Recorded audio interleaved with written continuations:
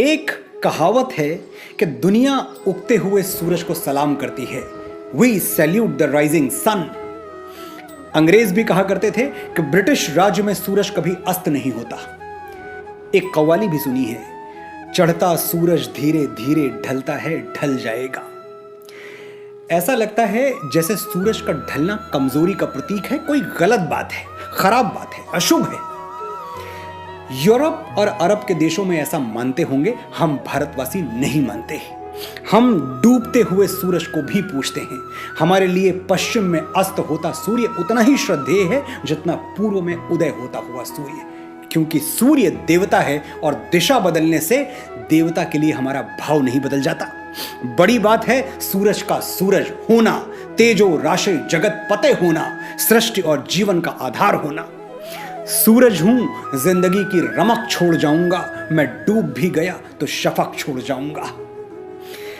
हर साल दीपावली के छठवें दिन, तिथियों की भाषा में कहूं तो कार्तिक शुक्ल पक्ष की छठवीं तिथि को 30 करोड़ भारतवासी अस्त होते हुए सूर्य देवता के आगे नतमस्तक हो जाते हैं और अगले दिन सप्तमी तिथि को उगते हुए सूर्य को अर्घ्य देते हैं।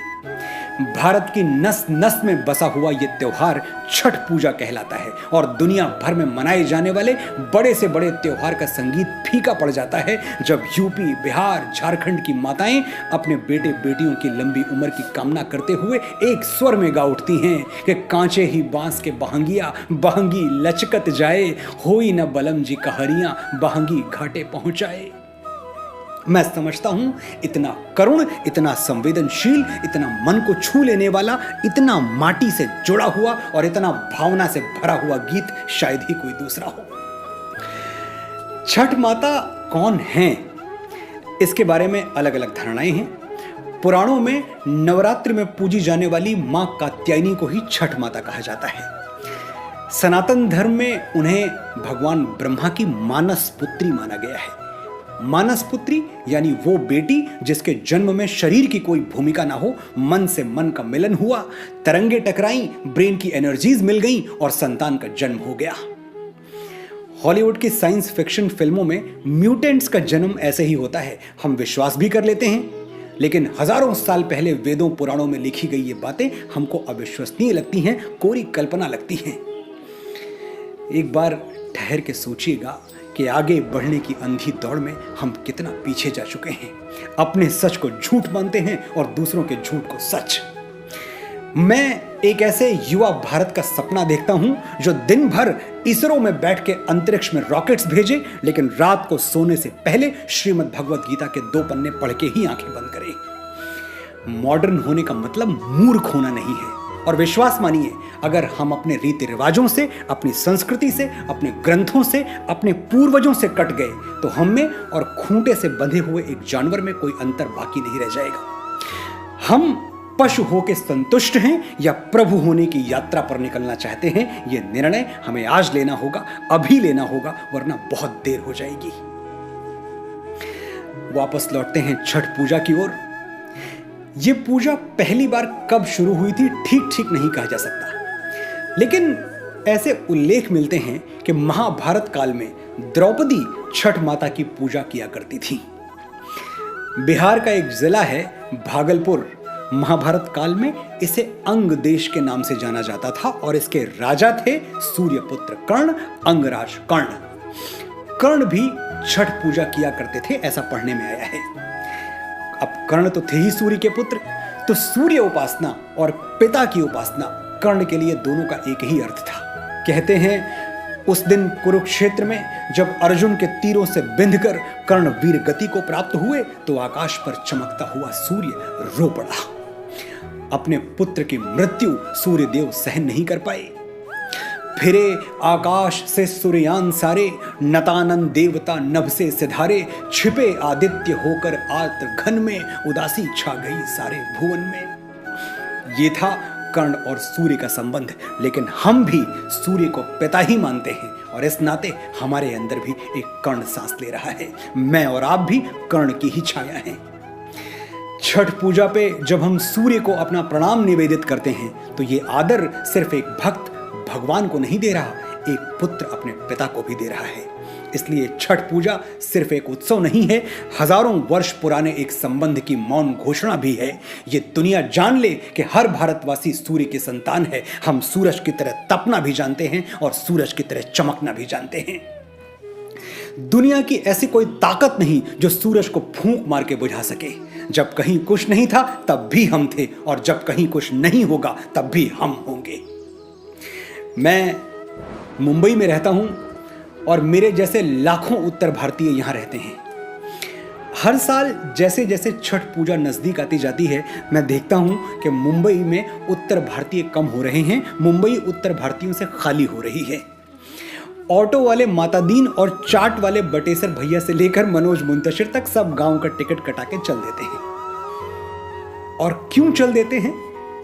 क्योंकि छठ पूजा साल का अकेला ऐसा पर्व है जब मिट्टी और मां दोनों मिलके एक साथ हमें आवाज देते हैं, घर आजा बेटा, छठ मां के लिए ये जो कच्चे बांस की बहंगी बनाई है, ये नदी के घाट तक तुझे ही तो ले जानी है।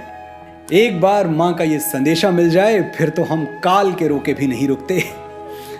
पिपरा के पतवा सरीखे डोले मनवा, जियरा में उठत हिलोर, पुरवा के झोंकवा से आयो रे संदेशवा कि चल आज देशवा की ओर। और एक बार हम अपने गांव देश पहुंच गए तो शुरू होता है छठ पूजा का 4 दिवसीय कार्यक्रम। पूरे 4 दिन क्या धूम, क्या गहमा गहमी, क्या उल्लास, लगता ही नहीं कि दिवाली जा चुकी है। क्या होता है इन 4 दिनों में, ये उनको बताने की जरूरत नहीं है जो आज भी अपनी जड़ों से जुड़े हुए हैं।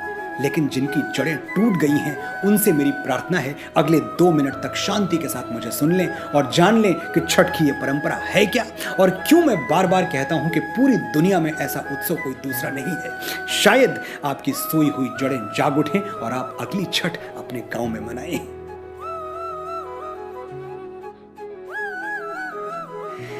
छठ का पहला दिन, इसे कहते हैं नहाए खाए। पूरे घर की अच्छे ढंग से सफाई की जाती है। घर के सभी लोगों को सात्विक भोजन परोसा जाता है। सारा ध्यान सिर्फ पवित्रता पर होता है। छठ के दूसरे दिन लोग साफ किए हुए चौके बर्तन से छठ का प्रसाद बनाते हैं। छठ का प्रसाद सुनते ही अगर आपके मुंह में पानी आ गया तो आपका कोई दोष नहीं है, मेरा भी यही हाल है। ठेकुआ, क्या बताएं ठेकुआ क्या होता है और कैसा होता है। मैदे और बेसन में गुड़ मिलाकर ठेकुआ बनता है और उसका स्वाद देवराज इंद्र के स्वर्ग भोज में भी नहीं आएगा, यह बात मैं विश्वास के साथ कह सकता हूं। ठेकुआ जितना खस्ता बने उतना अच्छा। मेरे बहुत सारे ऐसे दोस्त हैं जो एक ठेकुआ के लिए 56 प्रकार के व्यंजन छोड़ सकते हैं। ठेकुआ बनाने के बाद शाम को एक विशेष पकवान बनाया जाता है जिसे लौकी दाल कहते हैं। अब देश के अलग अलग भागों में इस लौकी दाल का रंग रूप बदल जाता है। कहीं यह लौकी दाल है तो कहीं गुड़ वाली खीर यानी बखीर। तो जम के लौकी दाल खाओ और अगले दिन के निर्जल व्रत के लिए तैयार हो जाओ। पूरे दिन पानी की एक बूंद भी नहीं मिलने वाली। ये जो निर्जला व्रत का दिन है, यही छठ का मुख्य दिन होता है। दिन भर पानी के दर्शन नहीं होते, होंठ रेगिस्तान की तरह सूख जाते हैं। और इन्हीं सूखे हुए होठों से अपने बेटे बेटियों के लिए माएं ऐसे ऐसे गीत गाती हैं कि आंखें भीग के गंगा जमुना हो जाएं। पहले पहल हम कैनी छठी मैया व्रत त्योहार, करिहा क्षमा छठी मैया भूल चूक गलती हमार। सबके बलकवा के दीहा छठी मैया ममता दुलार, पिया के सनैहा बनैहा मैया देहा सुखसार। ये गीत छठ का व्रत रखने वाली एक ऐसी महिला गा रही है जो व्रत तो है पर व्रत के सारे नियम कानून नहीं जानती। वो भोलेपन से अनजाने में हुई भूल चूक के लिए छठ मैया से माफी मांग रही है और छठ मैया उसे माफ भी कर देंगी, क्योंकि इस त्योहार में श्रद्धा रखने वाले के लिए कोई कर्म कांड नहीं होता, ना कोई मंत्र, ना कोई पूजा पद्धति, ना कोई पुरोहित, ना कोई यज्ञ हवन। जिसे पूजा पाठ कुछ भी ना आता हो, ये त्योहार उसके लिए भी है। फिर नदी या पोखर के किनारे मिट्टी की बेदी बनाकर उस पर आटे से चौका पूरा जाता है। बेदी के चारों कोनों पर ताजा गन्ने या ऊख के पौधे को गाड़ दिया जाता है। देखिए, ये है वो पौधा, एक अंश है, एक हिस्सा है उसका, पर है ये ऊख, गन्ना। अब इस गन्ने पर साड़ी, गमछा या धोती डाल दी जाती है और बेदी के पास बैठकर महिलाएं अपने मधुर स्वर में छठ के गीत गाती हैं। भोजपुरी, मगही, मैथिली, अंगिका, विज्जिका जैसी ठेठ लोक भाषा में रचे गए गीत ही छठ पूजन का मंत्र हैं। और जिस श्रद्धा, जिस आस्था के साथ छठ का निर्जल व्रत कर रही महिलाएं इन गीतों को गाती हैं, मुझे नहीं लगता कि छठ के दिन इन गीतों की शक्ति वैदिक मंत्रों से कोई कम होती होगी। बेदी पर लगाई गई ऊख छठ मैया है, कहीं कोई और प्रतिमा नहीं, कहीं कोई और पद्धति नहीं। छठ के अंतिम दिन यानी सप्तमी तिथि को एक पहर अंधेरा बाकी रहते ही लोग अपने घरों से निकल पड़ते हैं अपनी बेदी तक पहुंचने के लिए।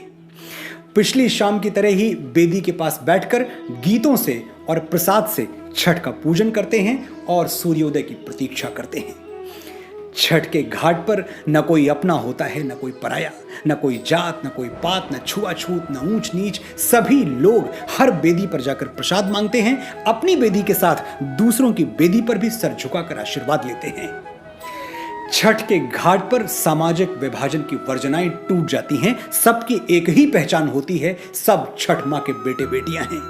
वो दिन ऐसा होता है जब कहीं कोई छोटा बड़ा और अमीर गरीब नहीं दिखाई देता, दूर दूर तक सिर्फ एक चीज दिखाई देती है, मनुष्य और उसकी चमचमाती हुई मनुष्यता।